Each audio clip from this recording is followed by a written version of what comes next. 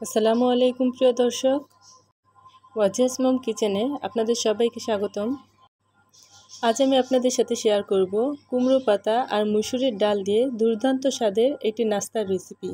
মাত্র 2টি উপকরণ দিয়ে যে এত মজার রেসিপি তৈরি করা যায় তা না বানালে আপনারা বিশ্বাসই করবেন না। এই রেসিপিটি তৈরির জন্যে আমি আমার বাড়ির ছাদের গাছ থেকে কিছু কচি কচি বড় বড় কুমড়ো পাতা তুলে এনেছি। এই রেসিপিটির জন্য একটু বড় ধরনের কুমড়ো পাতা হলেই ভালো হয়। তো প্রিয় দর্শক, না টেনে পুরো রেসিপিটির ভিডিওটা দেখে নিন। কুমড়ো পাতাগুলোকে আমি প্রথমেই খুব ভালো করে ধুয়ে পরিষ্কার করে নিয়েছি। এই কুমড়ো পাতাগুলো একটু খসখসে, তাই ভাজ করতে অনেক সময় অসুবিধা হয়। তো কুমড়ো পাতাগুলো ধোয়ার পর যদি সামান্য একটু লবণ মাখিয়ে 10 মিনিট রেখে দেওয়া যায় তাহলে দেখবেন পাতাগুলো অনেক নরম হয়ে যাবে। আমি সবগুলো পাতাই দুপাশেই সামান্য একটু লবণ মাখিয়ে এক সাইডে রেখে দিলাম। এখন আমি মুসুরির ডালটা রেডি করে নিব।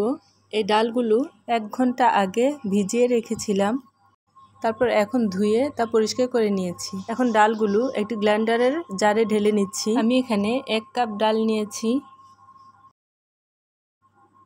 এখন 3টি পেঁয়াজ আমি বড় বড় টুকরো করে ব্লেন্ডারের জারে নিয়ে নিচ্ছি। দিচ্ছি কাঁচামরিচ, ঝালটা যার যার টেস্ট অনুযায়ী দিবেন। দিচ্ছি আদা কুচি, 1 টুকরো আদা আমি লম্বা লম্বা স্লাইস করে কেটে দিয়েছি।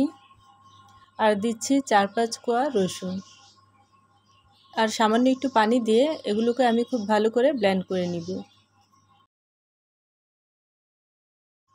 ব্লেন্ড করা হয়ে গেলে ডালের মিশ্রণটি একটি বাটিতে ঢেলে নিব। এবার ডালের মিশ্রণটির সাথে 1/2 চা চামচ হলুদ গুঁড়া আর স্বাদ অনুযায়ী লবণ আর সরিষার তেল দিয়ে ভালো করে মিশিয়ে নিব। আমি এখানে 4 থেকে 5 টেবিল চামচ সরিষার তেল দিয়েছি। চেষ্টা করবেন এই মিশ্রণটির সাথে অবশ্যই সরিষার তেল দেওয়ার জন্য। এখানে সরিষার তেল দিলে খাবারটি অনেক টেস্টি হবে। আমরা খুব ভালো করে ফেটিয়ে নিব এই মিশ্রণটি। ডালের মিশ্রণটি খুব ভালো করে মিশানো হয়ে গেলে একটি প্লেটে চাল কুমড়োর পাতা নিয়ে নিচ্ছি। আমি পাতাটি আপনাদের দেখিয়ে দিচ্ছি। দেখুন, লবণ মাখানোর কারণে পাতাটি কিন্তু অনেক নরম হয়েছে। আর লবণ মাখানোর সময় খুব আস্তে আস্তে সাবধানতার সাথে লবণ মাখাতে হবে যেন পাতাটি ছিঁড়ে না যায়। এখন পাতাটি উল্টো করে ডালের মিশ্রণটি আমরা পাতার মধ্যে লাগিয়ে নিব।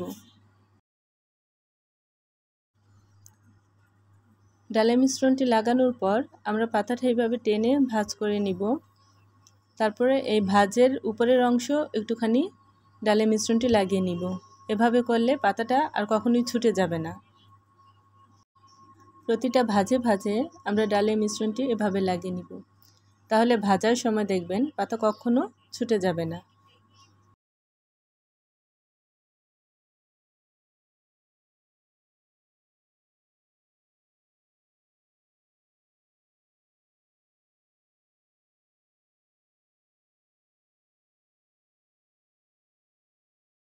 আপনারা দেখতেই পাচ্ছেন একটি পাতায় আমি ডালের মিশ্রণটি কিভাবে লাগিয়েছি।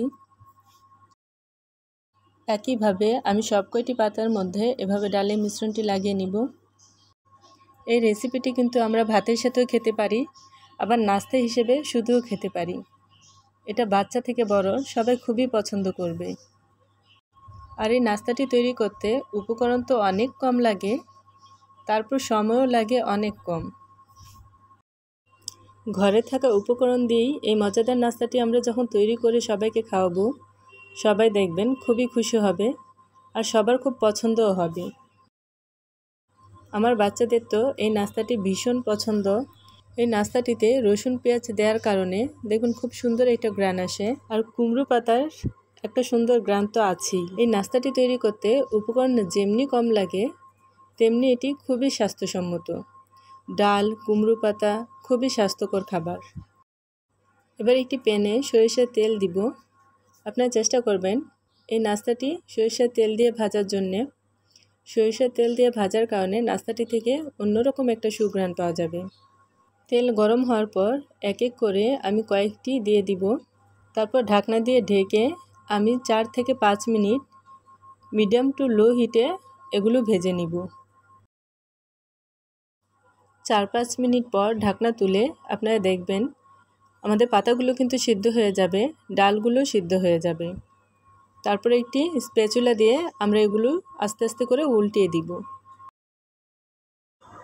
উল্টানোর পর আবারও ঢাকনা দিয়ে ঢেকে মিডিয়াম টু লো হিটে 4 থেকে 5 মিনিট এই নাস্তাগুলো ভেজে নিব। আপনারা দেখতেই পাচ্ছেন আমাদের দুপাশে কিন্তু এই নাস্তাগুলো সুন্দর করে ভাজা হয়ে গেছে। এ পর্যায়ে ডালগুলোও সুন্দর করে সিদ্ধ হয়ে গেছে, আর পাতাটি সিদ্ধ হতে তো খুব বেশি সময় লাগবেই না। এবার তেল ঝরিয়ে আমরা চুলা থেকে নামিয়ে নিব। একইভাবে দুবারে আমি সবগুলো এই নাস্তা ভেজে নিয়েছি। এই নাস্তাগুলো ভাজতে তেলের পরিমাণও খুবই কম লাগে। আপনাদের অনুরোধ করছি বাসায় একবার হলেও ট্রাই করবেন, আর কমেন্ট বক্সে আমাকে জানাবেন কেমন হয়েছে। এই নাস্তাটি খুবই স্বাস্থ্যকর একটি খাবার। এই নাস্তাগুলোর উপরটা যেমনি ক্রিস্পি হয়েছে, ভিতরটাও কিন্তু ঠিক তেমনি সফট রয়েছে। সবাই অনেক ভালো থাকবেন, নিরাপদে থাকবেন। আল্লাহ হাফেজ।